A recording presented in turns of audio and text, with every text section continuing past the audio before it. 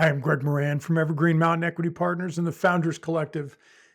Today, we're going to start a three-part series on what I call the Founders Fallacy. What we're going to do is explore some of the challenges that founders face long after they've reached so-called success, however you define that for yourself as a founder. It's a really personal series for me because it's something I've really struggled with over the years, and I'll talk about that a lot as we go through it. So if you're a founder or you're an entrepreneur, you're probably going to know what I'm talking about. And that's the constant need for control, the anxiety, the feeling that everything depends on you.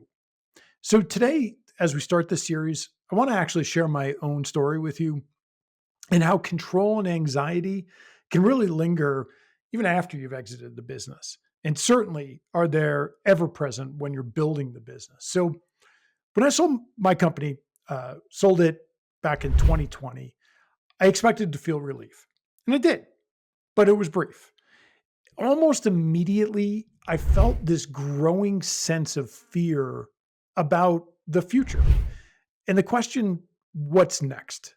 Because it was really the first time in almost 20 years that there really wasn't something next. I actually had the freedom to take some time and think about the next steps, but it turned out that that was really the most palpable fear of all. So I know it sounds strange, but exiting the business, it didn't bring the relief that I thought it would, or what relief there was very momentary, and it was pretty much all financial related.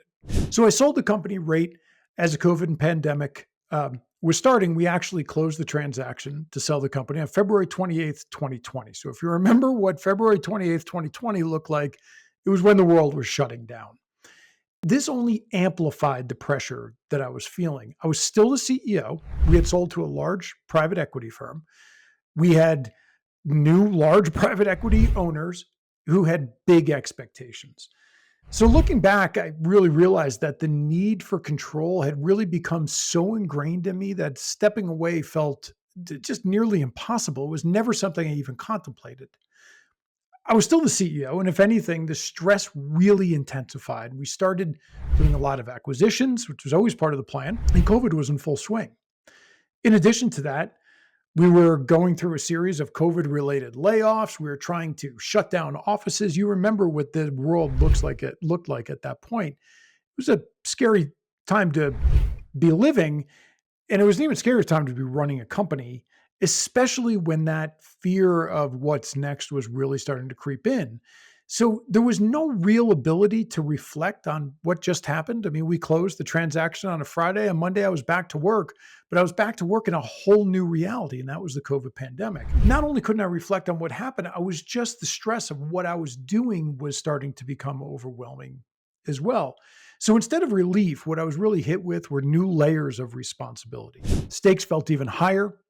I was no longer just in charge for myself. I was responsible for these new stakeholders, and I felt like I couldn't let go of that need to control every single detail because the expectations were so large. My employees were looking at me, our new owners were looking at me, and we had to make this work. So when I talk about the founder's fallacy, it's the belief that your value as a founder comes from controlling every single aspect of your business. And it's not true. You're the strategist, you're the manager, you're the problem solver. And that constant control becomes a habit that becomes really hard to break. Even after you exit, it doesn't go away. So this need for control, it lingers. And for years, I was in constant action. I'm sure every founder who's listening to this today feels that same sense of that constant action. So whether I was building the business or training for triathlons, which I raced heavily, I stayed in motion. I really believed that that was the only way to manage my energy, constant motion. So looking back, my pattern was action. I applied constant, massive energy toward goals, whether building the company or triathlon, and I realized now that this was my way of dealing with that never-ending nervous energy that was building and building and building as the years went on. What I didn't realize, it was also culminating as I exited the business. The truth is, this mindset comes at a really high cost. It's the constant need to control and take action to feed your anxiety. And that's really what it is. It's a cycle. Even after leaving the business, I still felt stuck in that cycle of overwhelming stress and control. Except now I didn't actually have anything to control. What I didn't realize back then was that how much this need to control was actually affecting my health and my relationships. The pressure, I'm sure, like just about all of you listening to this right now are feeling, the pressure was nonstop. Sleepless nights, constant mental rumination. I wasn't letting myself rest. I actually took pride in not resting, and it took a toll on my body and mind, but a toll that was building in small incremental ways for many, many years.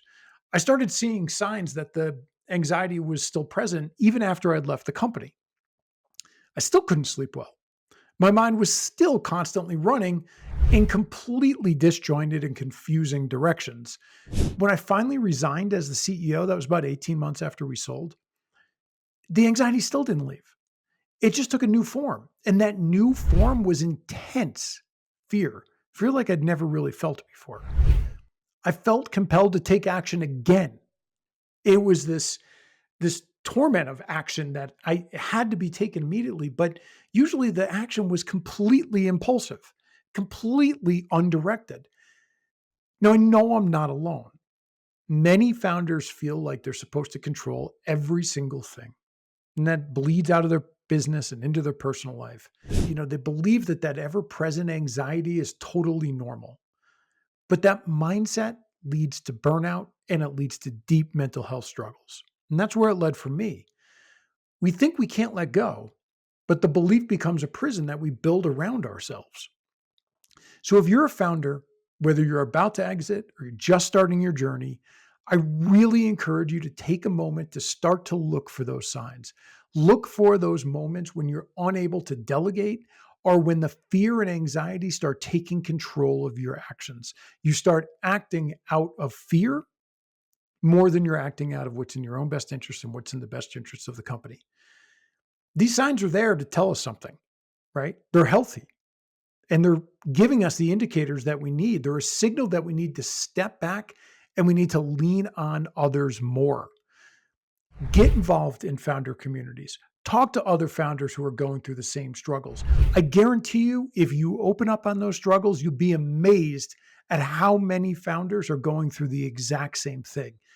Get involved in communities, share those experiences, learn how others are dealing with it. One really small step you can take is identify a task that doesn't require your direct input.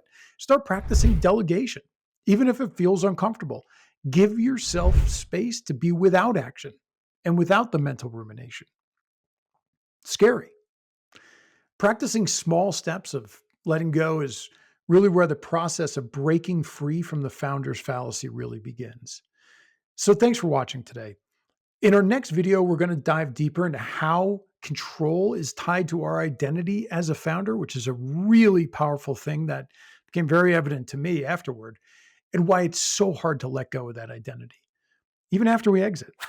So be sure to subscribe and like, and most of all, leave comments below. Engage here. And I really hope you will take a moment to share this with somebody who may be going through those same struggles. Leave a comment if you've got questions or thoughts to share as well. Thanks. We'll see you next time.